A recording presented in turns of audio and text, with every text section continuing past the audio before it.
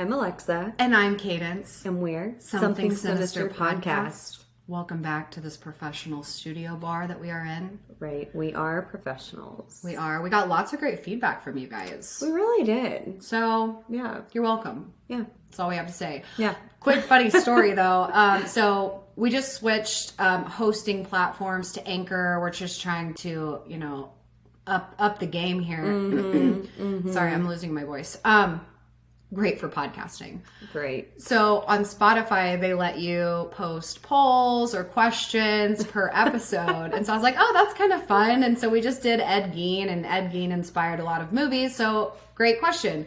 What Ed Gein inspired movie is your favorite? And somebody by the name of Marty commented and said, this podcast sucks.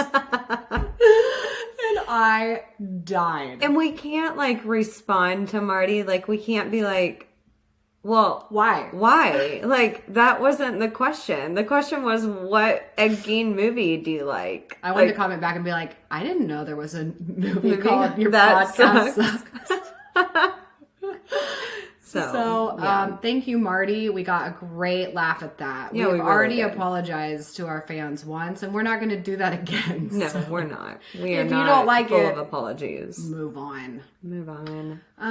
So that's about all the news that I had. I thought that was just fucking hilarious. Yeah, it's pretty funny. Halloween is coming up. Ooh, we're getting into spooky season. And we're trying to plan our October. We might have another trivia night coming up. Yep. So that's about it. If you Halloween party. Yeah. If you guys have ideas for maybe a live event you would like, or an online event, we've thought about that a million times. For sure. Let us know. Yeah. Send it over. That's it. It's been a crazy week, guys. Yeah, it really has. And, Cadence is losing her voice. So we decided to take it easy this week and do a dry episode. Yes. Well, there is going to be water. Yeah. So it's not completely dry. No, but not dry as in non-alcohol. So we are drinking LaCroix just to stay hydrated. Yeah, we're the baby baba boo-boos in this episode. Yeah, at least it's not little milky. Milky in our bottles. Yeah, come to find out you probably shouldn't drink on antibiotics. Yeah, turns out that was bad medical advice. Yeah, very bad by the doctor here. Yeah. This one. We're changing the name of our podcast to Something Sick, and all we do is give bad medical advice. So get ready for that, guys. Something Sick. That's great. We're going to have a team of lawyers for that one. Yeah, we will. So we will be canceled quick. Yep, that's all the news. So if you guys at home want to make up your own drinking word, go for it. And we can still have a drinking word. Oh, We're just not going to drink alcohol. We'll just stay hydrated. So you guys get drunk and we'll be jealous. Pretty much. So, okay, well, let's get into it. Anything else? No. Okay. Let's go. All right. I'm excited. I don't know the story. You really don't? No, you gave me a rundown, but remember I picked a famous serial killer that Alexa doesn't know? Yeah, I mean, I remember hearing about him, but I don't know, the story. I don't know the story. I'm even more excited now. Okay. Yeah. Our videos and podcasts are for entertainment purposes. All information discussed was found on the internet, so keep in mind we're going to talk all things sinister that may not be suitable for all audiences. Viewer and listener discretion is advised. So today, guys, we are talking about Rodney Alcala, a.k.a. the dating game killer. Crazy. And this is a crazy one. And I feel really good that you don't know it. So if I forget things, then you're not going to even know.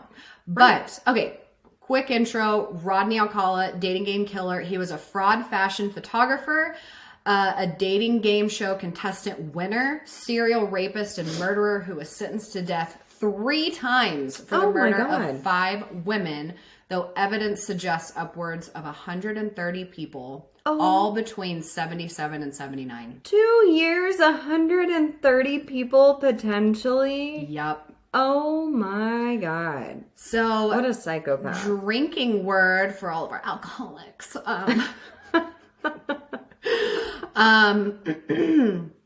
Man, I'm trying to think what would be a good one.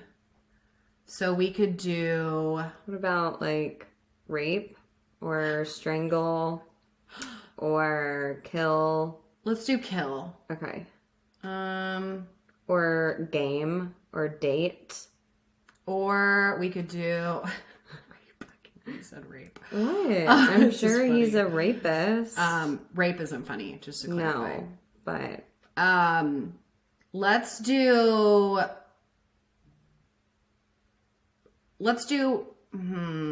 kill. Kill? Kill. Right. The dating game is actually a very, very small part of the story. So I'm thinking he was really big. Actually, let's do photos. Photos, pictures, things like that. Because that plays a huge part in all of this. All right, so pictures. photos, pictures, blah, blah, blah, blah, blah. Let's do it. All right. So Rodney Alcala was born August 23rd, 1943 in San Antonio, Texas. Okay. We are in Virgo season, y'all. So this was a Ranker article by Madame Ruby. India, blah, blah, blah, that website we usually... of India. They didn't have anything on Rodney Alcala. So Wow. I had to resort to Ranker. She highlights his boldness, overconfidence, strong-willedness. And actually, I took an excerpt straight from Cosmo magazine by Stephanie N. Campos and Erica W. Smith titled Astrology Has a Creepy, Accurate Explanation for Serial Killers. And this just sums it up. Virgos are meticulous and systematic. They live for patterns and routine. Serial killers tend to commit acts that follow a characteristic, predictable behavior pattern. Also, Virgos are very good at cleaning up after themselves. So the whole systematic, meticulous patterns, Planners, all of that, yeah. it's that's pretty spot on. So Wow. back to Alcala. His parents were Mexican American. He had 2 sisters and 1 brother. And around the age of 8, his father moves them to Mexico, only to abandon them 3 years later. Oh, that's sad. Yeah, he's like, I'm going to drop you off and then I'm out. Yeah, So that's sad. after that, mom moves the family to Los Angeles, and otherwise he is said to have a completely normal childhood, like nothing lavish, but we're not talking like abuse and poverty. Wow. 0 signs of the McDonald triad also. Wow. Everybody talked So the about so the only thing I'm hearing is clearly like neglect from dad. that. Abandonment. Yeah, and abandonment and just growing up, I guess, like with a single mom. Yeah. Okay. Well, and too, like we're talking the 40s, 50s. They are immigrants, or at least people of different color. I don't know if maybe there was some like stuff that went on there, but everybody who talked about him as a kid, they were a patriotic family. He had friends. They were loving. He was handsome. He was incredibly smart. So they're like, we don't know where things went wrong. Yeah, not the normal of what you would anticipate. Which is not honestly like Ed Gein, where his childhood was kind of weird. Yeah, there's nothing really to point to, which kind of makes this a very bizarre thing. But he joins the army as a clerk, which I had to Google. I didn't know. But Yeah, what that would mean in the military. Yeah, it's just like, office. Is that like a receptionist? Yeah, Okay. basically. All right. He was a secretary for the military. Hey, I mean, whatever. Hopefully he got some good benefits. Right. Well, this is where shit goes wrong. We're in 1961. He's 17 years old, and after 3 years, he suffers from a mental breakdown, which eventually leads him to go AWOL. Paperwork was just too overwhelming. Too much paperwork. So he hitchhikes his way back to his mom. He was stationed. It doesn't really matter where it was, but I will tell you this. He hitchhiked 2,500 miles. So from like one coast to the other, Yes. because if his mom was in California, he was probably way on the east coast. Yep. So Holy he shit. hitchhikes. Good for you, man. Yeah. That's impressive. He's like, you know what? I can do this. Yep. So from there, he is diagnosed with antisocial personality disorder. And possibly also, like it's obviously speculated now, some narcissism, psychopathy, and sexual sadism comorbidities. Oh, God. So it turns out we've just got a ton of mental illness got a here. psychopath on your hands. And for people, I did put this in because when we like talk about these mental illnesses, we don't typically like dive in, but antisocial personality disorder is a very Googleable thing. And I feel like we hear that a lot, but it doesn't mean antisocial, and it No, doesn't mean not at all. you have an issue with your personality. It's a very misleading title, but basically it is a behavioral condition.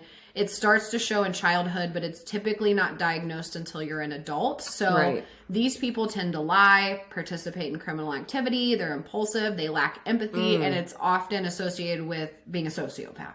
Yeah, and I called him a psychopath earlier just because, here we are seeing where this is, like, forming. You are seeing the dangerous traits form. You're seeing, like, the obsession with the harm and all of those traits, like, form. So that is very, very scary. It is. And man, people who are truly sociopaths, like diagnosed sociopaths, I think that's like the scary, not saying people with sociopathic disorder are scary, but the with idea everything that else, you can lack empathy and sympathy and emotions, and you have to like fake it, like that's like not comprehensible to me. And I mean, he was a clerk in the military, but another person in the military, that we're talking about, which is wild. And I'm going to guess he was probably a genius or super smart too. Yes. So, all of those traits are aligning, which is just wild. Yeah. So, meat and potatoes. First crime is in September of 1968. So he's around 25 years old. Eyewitnesses call LAPD after seeing Alcala learn an 8-year-old girl, we're going to call her Shapiro because names do kind of get important in all of this. They see this 8-year-old girl being led into his apartment. Oh, no. She was luckily found alive, but she'd been beaten with a steel bar and raped. So I listened to so many interviews from the cop and the people that were on this case. So basically... neighbor sees him, cop goes to the door, knocks, Alcala answers the door butt-ass naked. Shut up. And is like, hey man, I'll be right back. I just got out of the shower. And the cop said, you have 5 seconds to open this door or I'm coming in. And he didn't. So the cop beats the door down. The girl has the pipe across her throat. And they talk about, sorry, this is graphic, the blood. And that, like, they're like, I didn't know that much blood could come out of a child. It's just graphic and awful. But he had a split decision to make. Save the girl or catch Alcala, who's attempting to escape. So he made the right decision and he chose to save the girl. Right. Alcala did escape. She was beaten so badly, she was in a 32-day coma and nearly dead. But she lived? She lived. Oh my God. And we're going to hear more from her. What a fighter. Yeah. Fighter. Holy But shit. unfortunately, Alcala gets away. He fled the state to New York. So back to the other coast. Back to the other coast. This guy is very crafty. Yeah. He attends NYU for film under the name John Berger or Berger. He changes his name a lot. But he's Mexican. Berger. This is Berger. He's Mexican and he's given himself a white name. I'm John Smith. Yeah. John Berger. Wow. Okay. So, but this kind of goes into like, he's incredibly smart. Yeah. So, I forgot to mention this earlier. He's already attended UCLA in 1968. Oh. So like he's getting into like top colleges. So we are talking about a genius. Wow. Yeah. That's scary. So UCLA 1968, that's also when he commits that first crime. So he flees. He's in New York now under John Berger. So 1971, he's 28 years old. He gets a job as a counselor in New Hampshire. It's like a children's art camp. As a counselor? Yep. Oh and this time he went balls to the wall with the new name. So we were John Berger. Now we're John Berger. Berger. Okay. Berger. We're John Berger now. Okay. So this same year, like a burger? Like a burger. Like Burger King? Like we went from ER to UR. Yes. Right. Again, really creative. Not Berger. Burger. No, it's burger. Burger. Burger. So this same year, a 23-year-old flight attendant is found raped and strangled in her Manhattan apartment. So keep in mind, we're in New Hampshire at the camp. But this lady is found in a Manhattan Dead apartment. in Manhattan. And the murder will go unsolved until 2011. What? So, And what year are we in? 1971. Oh my God. Yeah. He's a winner. Oh my, 40 years. 40 years. Okay. Yeah, these poor families. Yeah. What he puts these families through is just evil. So Wow. the same year, because we do know they do know we're looking for Rodney Alcala because of the eyewitness testimony with the 8-year-old girl. Right. The reason why we're not catching him is because we don't have DNA and all of this stuff, and he has fled the state and taken on a new identity. Right. So that's the only reason we're not catching him. Like, he's moving around. I mean, when they find the body, he's in New Hampshire, so it's like it's hard for them to even determine who it is and if it is even related. And his first murder was in California, and now these murders are occurring on the East Coast. So it's like back in the 70s, they don't talk. Like, those jurisdictions don't talk. I mean, walk around like this. Pretty much. I mean, it's hard for like even like Los Angeles County, you know, police department and like Sacramento to talk. So it's like, wow. So we're lost, but this same year he is added to the FBI's most wanted list. So again, they know Rodney Alcala when they know, so they add him to FBI's most wanted list. Kids from the camp pay a visit to their local post office. And they see his photo at the post office. Good. He is arrested and sent back to California. Shut up. Shut up. First drink of the night. First drink, guys. So, man, good water, job, kids. so good. Yeah, good for these kids. So when he gets back to California, I use the word refuse, but it's not necessarily that the police refused to charge him, but they kind of couldn't charge him with the rape and attempted murder of the Shapiro girl unless she will testify in court. She's a child. At this point. See, I think that whole law to itself is ridiculous. You should not have to make a victim testify in open court. Why isn't a written statement enough? Right. Like, you're reading the or you're saying the same statement as if you had given it to the police or the detective privately. Yep. I just don't think that is fair. No. Why can't it just be like recorded and then played in court? Like, I just don't think it's fair to have that child, especially for a child, to have to sit up on a witness stand and testify in front of the person who attacked her and almost killed her. That is not okay. Yeah, it's pretty, it's awful. And especially when we see this overall timeline of events. But basically, her parents at this point had relocated to Mexico. They wanted to get her away. This is, again, the coma girl. Like, they get her away from all of this, and they refuse to allow her to testify. Right. But he is still, they're able to charge him with child molestation, and he's sentenced to 3 years in prison. Shut up. And, you know, here's another thing. I'm sorry, this pisses me off, because the police officer walked in. He's a witness. Yeah. He saw all of this happening. The medical people, they have when they took her to the hospital, like they have... How is that not enough? Like, seriously, how is that not enough? That is wild. Yep. They failed that little girl. They absolutely did. And this is also during a time where the prisons are focused on rehabilitation.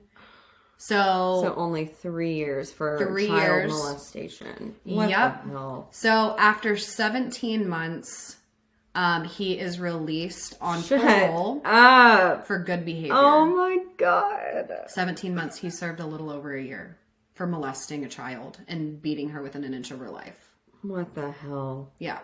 Like, it's good job, California. Yeah, way to go. Way to fuck everything up. Way to fuck it up. So he returns to prison 2 months later for assaulting a 13-year-old girl after thinking she was getting a ride to school. 2 months later. 2 months later. So great rehabilitation in the prison system. Wow. He served 2 years and was paroled again. What the fuck? They said that they put him through like the psychology bullshit and he was loved by everyone. Changed man. Oh my God. What did they say? Fool me twice, shame on me. Like, you guys let him, he was paroled again. Yeah, or what does my grandpa say? A leopard doesn't change its spots. Yep. Like, what the hell? It's awful. So, this is the second release. We're now 1977. He's about 34. And for some reason, again, at this point, he's convinced psychologists and medical professionals he's a changed man, but his parole officer allows him to fly and travel to New York City. Why? What does he need to go to New York City for? He says it's for a job. And I think at this point, he is kind of starting to dabble in photography. We'll get into more about that later. But, oh yeah. Sweet, sweet sound of crackling water. So, regardless. So, from California, they're like, oh yeah, you can just live across the country and go to New York City because you can't get a job here. They're like, Rodney, listen, we know you fooled us twice, but third time's a charm. Don't fuck this up. You are a changed man. You're a changed man. Yeah, no, he's not. So, a 23-year-old woman, Ellen Hoover, she is the daughter of a famous nightclub owner and goddaughter to Dean Martin and Sammy Davis Jr. So I thought that was pretty cool. Yeah, that's pretty interesting. But she is found dead.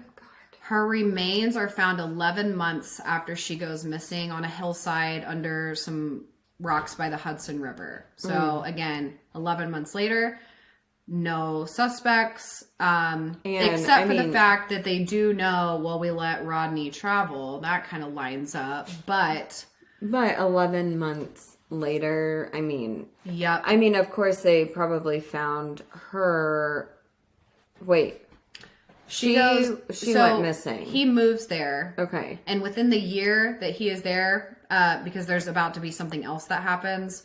But her remains are found while he is in the area. Gotcha. But she had been missing for 11 months. Gotcha. So it's almost like he had to get there, do it, and then he went undetected for 11 months. Right. Okay. So, because now we're in 1978, he's working as a typesetter. And he was even interviewed by the task force of the Hillside Strangler. Shut up. Yeah. He was a suspect because for the over in Hillside that Strangler. area. Yeah.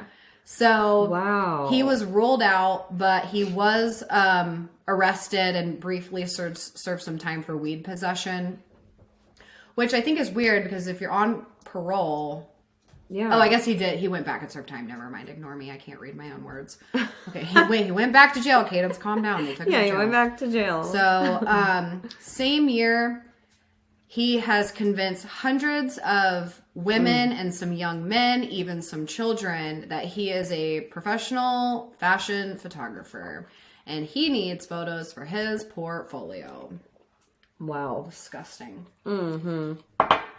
Absolutely disgusting. So these photos that later came out, they are all sexual. Of course. Usually nude, explicit, and mostly unidentified.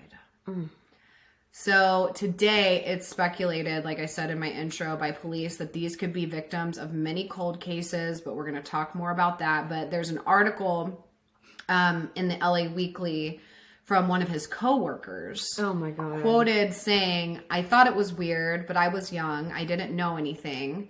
When I asked why he took the photos, he said their moms asked him to. And I remember the girls were naked.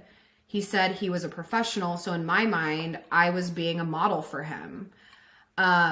This was a woman who obviously allowed Alcala to take her picture, I think in like 1979.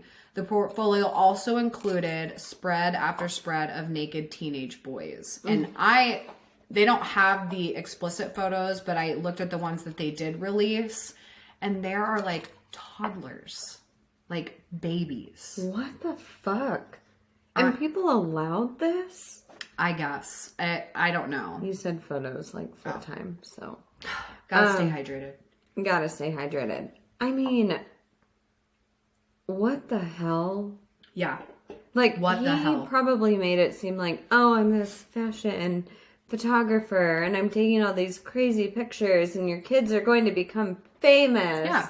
And so the parents just like allowed it. Well, and as an adult who has taken pictures, you can tell when you're uncomfortable, but I'm an adult. Like, I can make those choices to take the picture how I want. So for a parent to allow that to happen, not saying it's completely the parent's fault, but because he did stop people on the streets. So some of these photos are literally him pulling in kids. This isn't with parents' consent, saying, hey, real quick, let me snap some photos of you on the beach, or hey, come with me. This will just be quick. I need these pictures. So it's not all, oh my God. like, it's not a professional setting, I guess is what I'm getting at. So Wow. Still in 1978, he stars on the popular game show, The Dating Game. And just a quick rundown, it's pretty self-explanatory, but there's a bachelorette and 3 men hidden from view. They go through an interview process, and at the end, she picks who she wants to go on a date with. Pretty easy. Okay. So he was introduced as, quote, a successful photographer who got his start when his father found him in a dark room at 13 years old, fully developed. Between takes, you might find him skydiving or motorcycling. Oh, not raping children or people? Yeah, they left out the rape. What the hell? I cannot believe they would even allow like a convicted felon to They didn't do background checks. Clearly, because like how could you allow a person like that on a dating show that's was televised? Very scrutinized later, obviously, that they're like, yeah, we should probably do background checks before we put these women up against these men who they know nothing about. Yeah, who are complete psychopaths. Yep. Oh so my God. He made the other contestants very uneasy. They a lot of times when they were describing this guy, they said strange and bizarre. He'd be distant and arrogant and really shut down backstage. But anytime there was a camera in his face or somebody paying attention, it was like somebody new just pops up. Yeah. And this personality comes out and this charmer comes out. So again, sociopath. Yeah. Like a total sociopath. He And a knows how to narcissist. fake it because he's studied people, and so but when he's not needing to fake it, he just shuts down. Right. So scary. Right. So one of the bachelorette's questions was it was weirdly worded. She was like, "What's your best time?" And I'm guessing she means like what time of the day are you like the happiest or like most active? I don't know. It's a weird question. But what's your best time? And he says the night, because it's the only time. Ooh, that's creepy. I hate it. Oh, that's creepy. Yeah. And she was probably like... There was also something he said, something like, she was like, if you're a fruit, what fruit would you be? And he'd be like, I'm a banana. Oh, gross. And then when she... With a banana. Yeah. It's disgusting. Oh, but sick. She actually picks him. And in her thing, when you listen to it, she says something like, well, I like bananas, so I'm picking bachelor number 1. Oh my gosh. Like something stupid. Yeah. So, but he does win. This woman's name was Cheryl Bradshaw, but she refused the date afterwards because when she met him, she found him to be creepy. So, way to go, like, girl. What the hell? Yeah. She was like, yeah, I don't think this is safe, so I'm going to say no. Yeah, I mean, the nighttime doesn't seem to be very pleasant, so... I'm actually not a nighttime person. Yeah, I'm a morning person. And like daylight morning, not like 3 a.m. Yeah. Not the witching hour. The witching hour.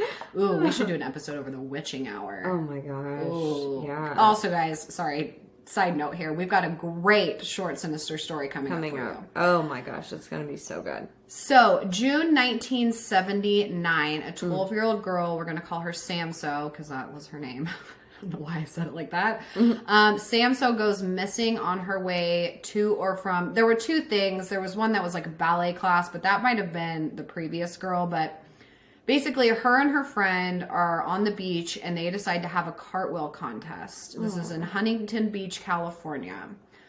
So he's back in California now. Okay. Yeah, we're back in California. And her friend later told the police that a strange man approaches them on the beach, asks them to take pictures, During this time, luckily a passerby was walking. They thought the scene was strange and asked if the girls were okay. Alcala became very irritated by the interruption, and so he takes off. The girls are spooked by this, and so the friend tells her, hey, take my bike, just get home. Oh my God. And unfortunately, Samso's body was found decomposing 12 days later in the foothills of LA. And I guess it was just an awful scene. But Alcala's parole officer was able to identify him by a sketch given by the little girl. Oh my gosh. So wow.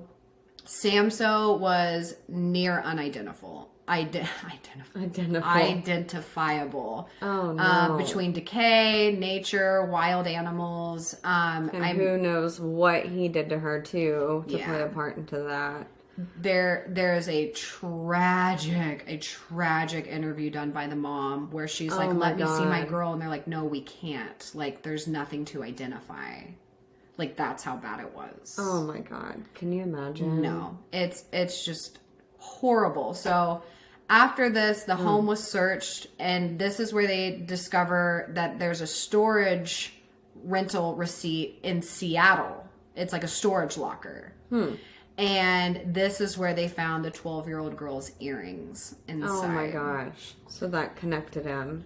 It connected him, and we're going to talk more about the earrings. It plays a huge part in the trial, but it has fully connected him. So next month, July 1979, he is arrested, held without bail. 1980, he is tried, convicted, and sentenced to death for her murder. However, the jurors were improperly informed about previous sex crimes. So therefore, the verdict was overturned by the California Supreme Court. Why would that even matter? Thank Why you. Does I that asked anything? the same thing. I'm like, why does that matter? And it all comes down to California law. That was not supposed to be stated. I don't know if that was like part of like the negotiations or whatever, but what the fuck? Yeah, nope. Yep. That shouldn't matter with this case. At the end of the day, they have evidence. Yep. Well, 1986.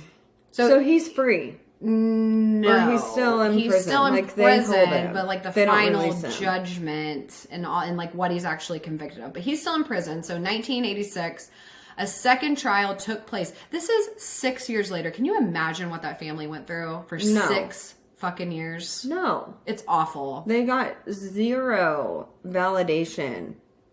Zero validation. No justice. Zero justice. Not okay. Yep. So just to piss everyone off more, 1986, a second trial takes place. He is again convicted and again sentenced to death. So this is his second time being sentenced. It was also voided. So make this make sense for me. I took this quote directly from Wikipedia's LA Times article. And here's the quote. In part because a witness was not allowed to support Alcala's contention that the park ranger who found this girl's body had been hypnotized by police investigators. What? So I feel like they're just like reaching and pulling shit out of a fucking hat. Like, they're like, oh, okay, well, what can we do to like not convict him? It tells me that he had some really good attorneys. Or he was a bullshitter. Yeah. Like, it makes you wonder, like, what did he tell these people? But at the end of the day, there's evidence. Yep. There's evidence. Her there's witnesses. Like, there's all the of other this. Little girl saw him, like, gave us... The passerby on the beach saw him. Yeah. This blows my mind, but unreal. Thank God we are in the time of DNA now. So third prosecution is in 2003 in Orange County. 2003? Yeah, we're in 2003.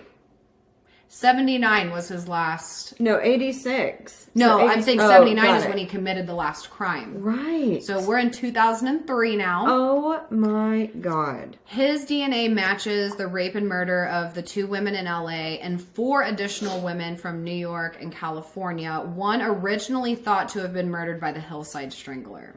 So of course. The police, when they interviewed him, were right to interview him, just Right. wrong title.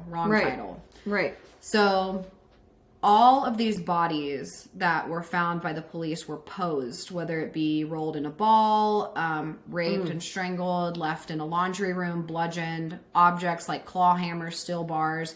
But his signature move, and they could tell by, I'm guessing the bruising and the autopsy, but he would kill people, resuscitate them just to kill them again. Like, that was his thing. Oh my Like, sick, God. sadistic comorbidities. Oh Yeah. my God. So, lots of resuscitated bodies. DNA, more earrings and trophies were found in the Seattle storage, and with the new evidence, prosecutors joined the 12-year-old girl's case with new victims in 2006. They took her case, they joined it with the new victims. So in 2006, the California Supreme Court sided with the prosecution, and in February of 2010, Fuck, California? 2010, he stood trial on 5 joint charges. That So- is 31 years later. Yes. You decide to give these parents justice. Yeah, no, there was no 31 justice in years California. later. No, this was all What bullshit. the hell? It was all bullshit. So here's how this trial went. Oh, God. Alcala decided to act as his own attorney. All right, Ted Bundy wannabe. Guys, I don't care how smart you are. This is like the dumbest move you could ever make. So Right. for 5 hours, he played the role of both interrogator and witness. He would ask himself questions and address himself as Mr. Alcala in one voice, and then it was like a deeper voice. He'd be like, "Hey, Mr. Alcala, so where were you on the night of whose earrings are these?" And then he would answer himself in his normal voice, like directly following, like he was having a full-on fucking conversation with himself. Yeah. Can you imagine, like, watching that? Why has this not been made into a movie? I don't know. Well, maybe it has. I didn't look it up. I mean, if it Actually, has, I think I've there never are heard of it. there Maybe are they've definitely done, like, Netflix things. Maybe. But this also wasn't broadcast. This wasn't Yeah, but taped. somebody could easily play this. And there's got to be a transcript yeah, somewhere. I want to see what he looks like. So this is what really sucks about all of this. At one point, well, not this part specifically, but at one point he tried to use a clip from the dating game to prove that the earrings were his and not Samso's. He was like, well, you just can't tell because he has this long curly hair and he had earrings, and the mom was like, no, like, those are my daughter's earrings. Oh my So gosh. the earrings were like, he tried to use that as a major talking point for his case, and they were like, yeah, no, those aren't your earrings. There's DNA all over them. Right. So, And they were found at your storage unit right after you murdered that little girl. Okay, so he kind of reminds me of Richard Ramirez. yes. So he's like a mix of Richard Ramirez and Ted Bundy. yeah, I see that for Yeah. sure. And like whenever he's He older, looks like Weird Al Yankovic. or I was thinking, what's his name? Aerosmith guy. If you say Steven Tyler, I'm going to quit. Yeah, Steven Tyler is the love of my life. He would be, but he kind of reminds me of a You crazy can whack shut job the Steven fuck Tyler. up. He does not look like Steven Tyler. I think he Steven kinda Tyler, does. please sue her. Okay. Look. No! Look, He yeah. does not Friends- look like Steven Okay, Tyler. this is going to be our question or poll on Anchor. Does this man Rodney look Alcala like Steven Tyler? He does. Oh, I hate you for even putting that in my head. Sorry. So, here is what's awful, and you can watch all of these interviews on YouTube, but Samso's mother was forced to face and be questioned by Alcala since he cool. was the attorney. Not cool. Since So he could call any witness that he wanted. Yep, and he calls her, and there was this big thing later that she brought a gun to the courtroom, and they asked her later, they were like, were you going to shoot him? And she's like, I thought absolutely. about it. If I Yeah. had the shot, I would have taken it. And they're like, well, why didn't you? And she said that she felt her daughter. Oh. And it stopped her from gives reaching. Me I know. chills. It gives me chills, guys. It's so sad. There are so many videos that you can watch on the trial, but they are all they will make you angry and sad all at once. So, but she was strong. She fucking did it like a boss. And he didn't make any major attempt to dispute the 4 extra charges. He basically was like, well, I don't remember killing any of these women. He was really focused on his dating game appearance and these earrings. I mean, and not to side with him, but it's 30 or 40 years later. Yeah. I mean, well, technically 30 because all of these happened in the late 70s. Yeah. And he's clearly an older man. Yeah. I mean, he could have early onset dementia or Alzheimer's. Right. I mean, knowing him, he's probably faking it and lying, but it is a possibility. Oh, God. There's more. Oh, God. So, Shapiro, his first victim, was, I think that was the first victim's name. Or was the Shapiro I think that's right. The one that survived, sorry. The 8-year-old The first girl. victim was present as a witness against him. And so she was there, like these people rallied and they were like, fuck this guy. We're going to get him this time. He did have one paid witness that was with him. It was a psychiatrist that argued the borderline personality disorder, but they were like, shut the fuck up, dude. Yeah. So come on. Less than 2 days of deliberation, he was convicted on all 5 accounts of first-degree murder, and he is once again given the death penalty, and this is in March of 2010. So... Paloma Esquivel wrote this. I hope I probably butchered that last name.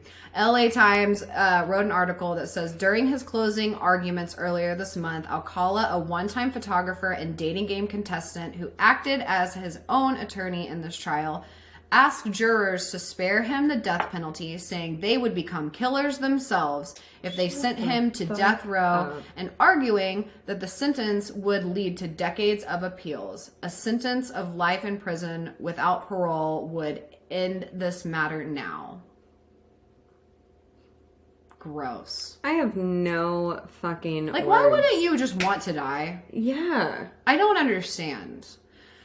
So, well, because he's a narcissist, and in his mind, it's his way or the highway. And so, ultimately, he probably doesn't want to be executed. He probably wants people to be in his corner and on his side. Yeah. For these mental illnesses. And I'm not saying he didn't have mental illness. No, he absolutely he clearly did. But that should not be justification in sparing his life and letting him die of natural causes. No. I'm sorry. No. People we that. tried the rehab bullshit 3 times. I think we can end it now. Yeah, and he got away with and, a lot of things for 30 years. Yep. So 120 of Alcala's photos were released in hopes of identifying victims. However, 900 photos could not be made public due to the explicit nature. Oh my God. Guys, there were a ton of people. Wow. 21 women came forward to identify themselves in the photos. At least 6 families recognized loved ones who had gone missing and were never found. So, I mean, 21 women alone came forward and was like, that's me. I was in that picture. And I remember what happened. I remember this or don't man. or they don't, because they're also left brutally beaten and awful. So oh my God, none of these people who came forward, none of the photos were directly connected to a cold case though until 2013. So again, I mean, it was just 3 years later. After a sentencing that people started coming forward, but. Right. As of July this year, 2022, 110 of the original photos are still public, and police continue asking for help in identifying the subjects.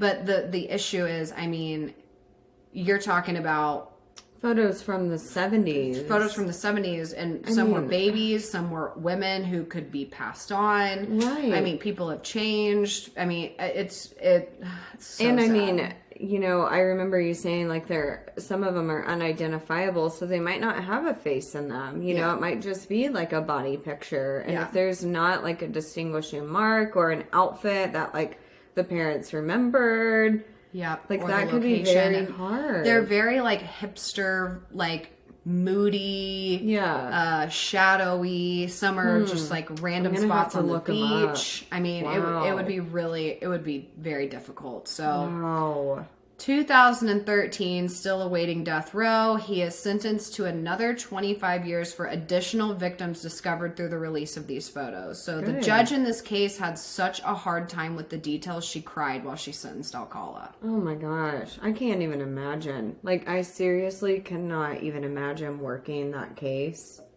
No. And having to look and deal with the families over that and over came forward. Yeah. I just... It was hard just to watch the interviews and listen, like, to especially Samso's mother talk about that. So back to the trial, though. While he was in prison beforehand, those like 6 years or whatever it was, he wrote and self-published a book. Shut up. Called You the Jury, where he claims innocence in Samso's case and alluded to another suspect in the murder of this girl. Oh, God. So they definitely use that against him. You're saying like, well, what if he doesn't remember? And they're like, well, you wrote a book. So wrote a book. Let's just read from your book that you wrote when you were first incarcerated. Right. And we'll use those facts. Right. He did try to claim, I don't remember killing these people. And so they used the book. Thank God he wrote it. Wow. So incriminating himself. He incriminated himself. He totally went against what the DNA suggested. So we're glad he wrote that. While in prison, he files 2 lawsuits against California. Like, they haven't helped him out. Yeah, like, he should be fucking kissing their feet. Yeah, he really should be. Like, he really should be. Like, what the fuck? You're going to sue the state that let you be free and commit your these whole murders? Life? Like, literally your whole life. Yeah. It's stupid. But he files 2 lawsuits against them. One for a slip and fall and one for not providing low-calorie meal options. Oh, my God. Please tell me nothing came out of it. The fucking nerve. He's a real winner. I don't think it did, but wow. Anyways, as of July 2021, so this is just last year. Duh, Cadence, thank you. Glad you know what year it is. Guys, anytime I can accurately gotta do a pulse check. Okay, follow a no timeline. fever. She's okay. Anytime I can accurately follow a timeline, I'm like, and this is the year 2022. And I'm correct. So he dies of unspecified natural causes at the age of 77. They allowed him to live. Yep, they strung this shit out. What the hell? I mean, he was on death row. Let's see, the last time he was sentenced was 2010. Oh, yeah. Well, 2013 with the newer stuff. With the newer stuff, but officially since the death, 2010. So 11 years on death row. And they had all this evidence. California, that's what you paid for your taxes, was this man. Yep, you did. So in total, he is for sure guilty of murdering 9 people. He claimed at least 30, but the evidence suggests over 100. All between 1968 and 1979, spanning from Washington to California to New York to Wyoming. Oh my God. Charges in total included battery, kidnapping, probation violation, cannabis bullshit, rape, and first-degree murder. Unbelievable. I just cannot... I think they all should have been capital murder charges with 9 death sentences, but I just don't know how you California, can continue to string this out when you have all the evidence, everything you need. You have a man who is diagnosed with severe mental disorder. Yep. He has been a history of child molestation. Two huge charges that he was paroled for that he clearly lied about, and even being diagnosed with a personality that makes it capable for you to do that. Right. And then you have photos, you have the storage locker, you have eyewitness testimony, you have from multiple states, like you have all the proof, and then the DNA comes out and you have the best proof that you can find, and they're still like, maybe it's not our guy. Maybe we just like rehabilitated. wait. you know, he's just doing such a great He's job a in changed therapy. man. He's old now. Fuck that old man. Yeah. Fucking put a... Oh, well, I'm not going to make death threats, but... Yeah. Well, it's just awful. The whole story is so sad. He is like a wildly prolific serial killer, and the justice system just did him a fucking favor. But then you look at our guy, Hannibal, the Hannibal guy, who has only murdered bad people while in prison. Right. And then he's given the life that he's... Not that he was a good guy. No, but like but then he he's given did that only- kind of life. But this yeah. guy is like out here with kids and babies and women, and we're Yeah. talking hundreds. And it's like, Not well, okay. but man, he just had such a positive therapy session last Wednesday. God. It's bullshit. So sad. So Crazy story. that is Rodney Alcala, the dating game killer. And I do think there are some Netflix. I think that's how I heard of it. There's some Netflix documentaries that are really I'm good. gonna have to look it up because Yeah. I haven't seen anything. And it's all about over him. YouTube. Like, I think Oxygen. I think I watched an Right. Oh, I'm Oxygen sure. episode, or I'm like sure. Dateline or something. So, And I'm sure he was one who wanted to tell a story. I mean, obviously he wrote a book, so Yeah. he's like, "Oh yeah, I'll talk to whoever to tell my side of the story." piece of shit. Piece of shit. Well, guys, that's your Virgo for the day. Yeah. Good luck God, sleeping they're with that wild. one. Yeah, there's a lot of famous Virgo serial There killers. really are. Yeah. But I thought, was it Scorpios where we were like every week was a 2-parter because they were so Yes. crazy? It was so much. I feel like them and Capricorns. Yes. There were a lot of 2-parters in January. Yes. That's what I think that's what I was thinking. Because Yeah. Scorpios are October. Mm-hmm. Yeah. I think we had one 2-parter. Yeah. So Capricorns, that's where we were like, well, Yeah. it's another 2-parter. The Toy 'cause Box Killer. That was Yes. a 2-parter, but that's a crazy story too. That one's nuts. God, you guys are nuts. Yeah. Especially California. Really, I think the issue is California. It is California. Like, why? Everything. The weather is traces so back to great. You've got the California. beach. Like, what the fuck is going wrong? Yeah, what is in the water? Don't drink the water in California. Just Anyway. get out of California. Yeah. That's the lesson. So we talked about like upcoming potential events, but you know, as always, to support the podcast, leave us a 5-star review. Please. Please download on your podcast platform as you listen. And then, of course, if you watch us on YouTube, subscribe. So those things help us tremendously. Downloading 5-star reviews, we'd heavily appreciate Yeah. it. And we don't really prefer where you listen. It doesn't No, really matter. Just wherever as long you as you're choose. clicking the button, it's astronomical. But if you do listen on Spotify, I prefer Spotify to listen to podcasts, then interact with our questions. As long as you it's just pretty don't tell fun. us we suck. Yeah. Marty. Right, Marty. Looking at whoever you, Marty. are. Marty Bird. From Ozark. Do you watch that? Oh, I watched the first season, and then I was like, you know, we live it every day. I Yeah, don't need to right. then turn on the I TV. feel like Marty Bird would like us. He would probably laugh.